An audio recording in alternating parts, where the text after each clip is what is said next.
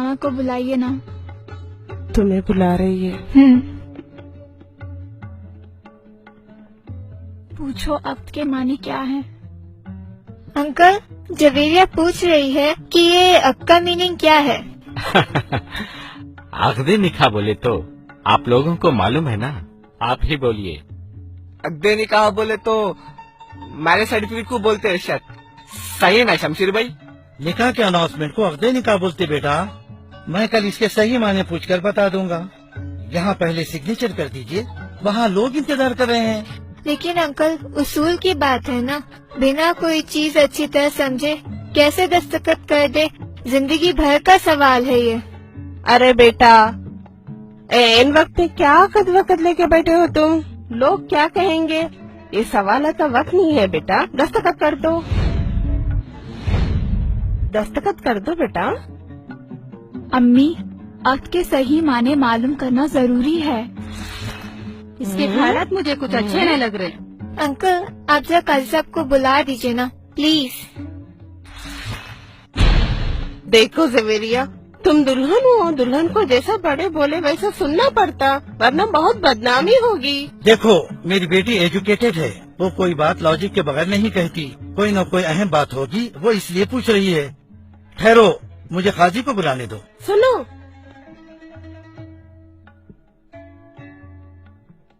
अजी मर्दों को औरतों में कैसे बुलाते? मर्द तो पहले से ही है यहाँ पे, क्या ये मर्द नहीं है?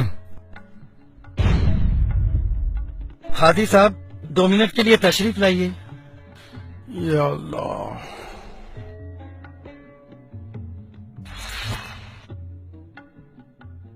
अस्सलाम वालेकुम वरहमतुल्लाहि वबरकातुहू। क्या बात है भाई? हाजी साहब, बच्ची दस्तखत करने से पहले कुछ पूछना चाहती है। हाँ हाँ जरूर, पूछे बेटा, क्या बात है? अभी अंकल क्या की पढ़ के सुनाए, सुर्ख दिनार, मेहर और क्या क्या की बोले। क्या यही अक्द निकाह है? हाँ बीबी, इसी को अक्द निकाह कहते हैं। एतराज ना हो तो एक बात पूछूं? हाँ बीबी, जरूर पूछिए, जो भी है साफ साफ बताना चाहिए। अगर आपको इस निकाह पे कोई इतराज है तो ये निकाह बातिल हो जाता है और हम सब गुनहगार हो जाते हैं। आप खुलकर बताइए, क्या बात है? क्या आपको ये अक्द निकाह पसंद नहीं? नहीं नहीं, ऐसी बात नहीं है। मेरा सवाल ये है कि अक्द के माने क्या हैं? इसके माने तो बहुत मामूली है। नहीं, ये मामूली बात नहीं है। आप प्लीज माने बताएं। इसके माने बहुत सिंपल हैं। इसके माने हैं एग्रीमेंट, कॉन्ट्रैक्ट, मुआहदा या अंडरस्टैंडिंग वगैरह। ये तो हुए लफ्जी माने।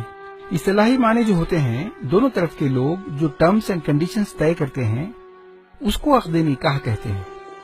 आपने जो पेपर्स दस्तखत के लिए भेजे हैं, क्या वो अक्द निकाह है? हाँ हाँ, इसमें शक की क्या बात है? हाँ भाई, आप बताइए। क्या वो अक्द मुकम्मल है? हाँ हाँ, आप मुझे खुलकर बताइए ना, आप कहना क्या चाहती हैं? क्या इस अक्द में कोई गलती है? इसमें आपकी कोई गलती नहीं है। गलती तो इस सिस्टम की है जो हमारे बाप दादा के जमाने से चला आ रहा है। अच्छा, ऐसी क्या गलती है जो हमको भी नहीं मालूम?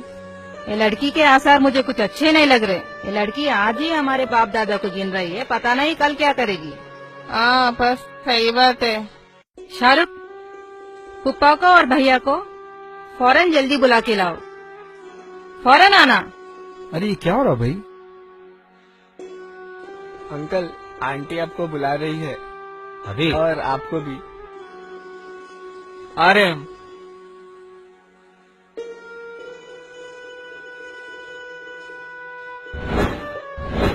क्या हुआ? देखो ये लड़की क्या बोल रही है। चलो।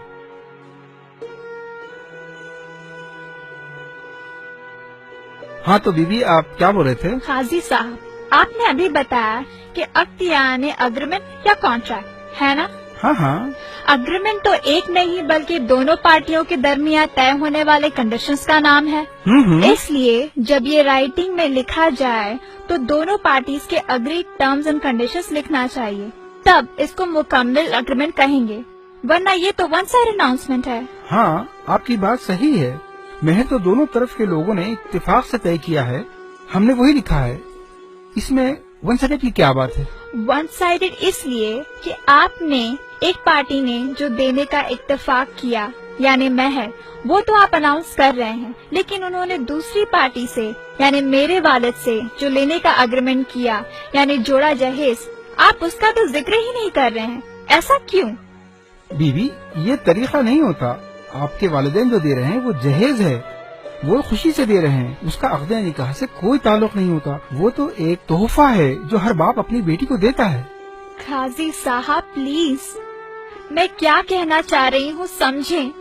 یہ تحفہ ہے یا تحفے کا دھوکہ ہے؟ غور کیجئے، کیا یہ ریلی خوشی سے ہے؟ نہ یہ تحفہ ہے نہ خوشی سے. یہ سماج کا، رسم و رواج کا، زمانے سے چلا آ رہا ایک دھوکہ ہے. یہ ایک سوشل پریشر ہے، ایک ایموشنل بلیک میل ہے. کون کتنا جہیز دے گا اور کون کتنا جہیز لے گا اس کی حرص ہے.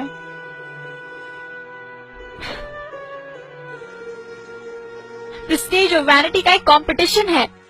خوشی سے تحفہ لینے کے لیے کوئی دینے والے سے نیگوسیشن نہیں کرتا، بارگننگ نہیں کرتا، بات چیت کے لیے 4 میٹنگ نہیں ہوتی، بیچ میں بروکرز یا مشاتاؤں کی ضرورت نہیں ہوتی.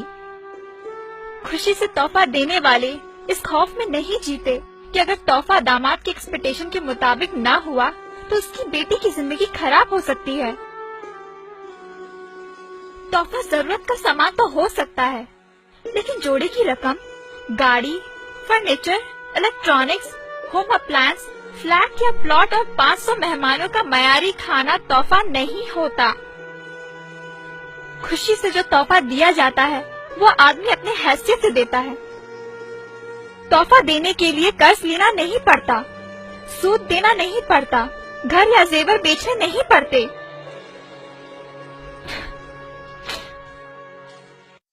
داماد کے گھر والوں کو خوش کرنے کے لیے بیٹوں کو ان کے حق سے محروم کرنا نہیں پڑتا. یہ چیزیں چاہے مہر ہو یا جہیز، جب ساری چیزیں دونوں پارٹیوں کے درمیان ہارڈ نیگوسیشن کے بعد طے ہوتی ہیں تو انہیں کانٹریکٹ میں لکھنا چاہیے. تب یہ کانٹریکٹ یعنی عقد کہلانے کے مستحق ہے. ورنہ صرف ایک پارٹی جو دے رہی ہے اس کو بڑی شان سے سب کے سامنے بیان کرنا اور دوسری پارٹی جو اتنی مشکلوں سے دے رہی ہے اس کو اسکپ کر دینا، کیا یہ عقد کے وائلیشن نہیں ہے؟ کیا یہ ناانصافی نہیں ہے؟ بولیے. آپ سب جانتے ہیں پھر بھی آپ انجان بن رہے ہیں. کیوں؟ کیا یہ ناٹک نہیں ہے؟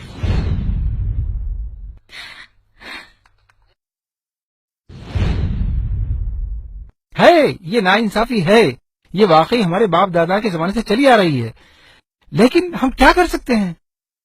قاضی صاحب، آپ یہ سب عقد نکاح میں مینشن کیوں نہیں کر دیتے؟ یہ تو اصول ہے. ہم جو دے رہے ہیں وہ بھی لکھنا ہوگا اور وہ جو دے رہے ہیں اسے بھی لکھنا ہوگا. اس میں برائی کیا ہے؟ پاگل ہو گیا کیا؟ ہتھ کڑی لگ جائے گی. معلوم جہیز لینا اللیگل ہے، قانون کے خلاف ہے. اگر رائٹنگ میں دے دیے تو ہم سب section 498A anti dowry act کے تحت اندر ہو جائیں گے. نوید صاحب، قانون کی بات تو بات کی ہے. پہلے تو جہیز اور یہ ڈنر کا کھانا دونوں قرآن اور سنت کی بہت بڑی خلاف ورزی ہیں. یہ اسراف ہے، یہ رشوت ہے جو حرام ہے. اس کو لینے والے اور دینے والے دونوں جہنمی ہیں. دلہن والے ایسی چیزیں دیتے کیوں ہیں جس کی رسید لے نہیں سکتے؟ تو دولہے والے ایسی چیز لیتے ہی کیوں ہے جس کی رسید دے نہیں سکتے؟ اگر یہ ایسی رشوت ہے جس کو عقد نکاح میں مینشن نہیں کر سکتے، جس کو چھپانا پڑتا ہے، میں ان چیزوں کو امورل سمجھتا ہوں. میں ایسے جوڑے جہیز کو ہرگز ہاتھ نہیں لگاؤں گا. مجھے کچھ بھی نہیں چاہیے. ماشاء اللہ ماشاء اللہ. اگر آپ واقعی جوڑا جہیز نہیں لیں گے تو ایک بہت بڑے گناہ سے بچ جائیں گے. نہ صرف آپ بلکہ آپ کے ماں باپ اور ہم تمام جو اس کے گواہ بننے والے ہیں، ہم سب اس گناہ سے بچ جائیں گے. ماشاء اللہ، سبحان اللہ. ارے بھائی جان، یہ کیسے ہو سکتا ہے؟ میں تو سب خرید چکا ہوں اور دے بھی چکا ہوں. میری تو ایک ہی بیٹی ہے، وہ کہاں جائے گی؟ میں یہ سب کچھ بیٹی کی خوشی کے لیے کر رہا ہوں. انکل، میں آپ کی خوشی ضرور پوری کروں گا، لیکن آپ کو بھی ایک وعدہ کرنا ہوگا. میری اور اپنی بیٹی کی خوشی پوری کرنی ہوگی. میں اپنی بیٹی کی خوشی کے لیے ہر چیز کروں گا. بولیے آپ کو کیا چاہیے؟ تو آپ ان سب کے سامنے وعدہ کیجئے. انشاءاللہ میں وعدہ کرتا ہوں آپ کی ہر خوشی پوری کروں گا. یہ جہیز، یہ ریسپشن کا ارینجمنٹ، یہ ایک مرد کی ذمہ داری ہوتی ہے، عورت کی نہیں. اور آپ نے جو خرچ کیا وہ جائز نہیں ہے. اسی لیے کل میں آپ کی ساری رقم واپس کر دوں گا. آپ کو ان سب کے سامنے وعدہ کرنا ہوگا کہ آپ اسے قبول کریں گے. ارے یہ کیسے ہو سکتا ہے؟ لوگ کیا کہیں گے؟ ہماری تو ناک کٹ جائے گی. سوسائٹی میں لوگ ہمیں ذلیل کریں گے. ذلیل؟ آنٹی ذلیل کون ہوگا؟ جو سنت پر عمل کر رہا ہے وہ، یا ایکسکیوزز ڈھونڈ کر سنت پر نہیں چلنے والا وہ؟ ارے ناک تو ان کی کٹنی چاہیے جو سسٹم کے نام پہ، رسم و رواج کے نام پہ اللہ اور اس کے رسول سے بغاوت کرتے ہیں. یہ سسٹم آپ عورتوں نے بنایا ہے اور ہم مردوں کو اس کا غلام بنا کے رکھ دیا. لیکن میں ویسا مرد نہیں ہوں. لوگوں کو یہ قبول ہے یا نہیں وہ چھوڑیے، آپ کی بیٹی کو یہ قبول ہے وہ دیکھیے. Javeria, do you accept it? کیا آپ کو قبول ہے؟ قبول ہے. ہاں زویرے کو قبول ہے. میرے بیٹے نے ایک مرد ہونے کا ثبوت دیا ہے. جو ہمت ایک باپ نہیں کر سکا ایک بیٹے نے کر دکھایا. مجھے میرے بیٹے پر ناز ہے. بیوی اب تو آپ کے سارے سوالات کے جواب مل گئے نا؟ اب تو دستخط کر دیجئے.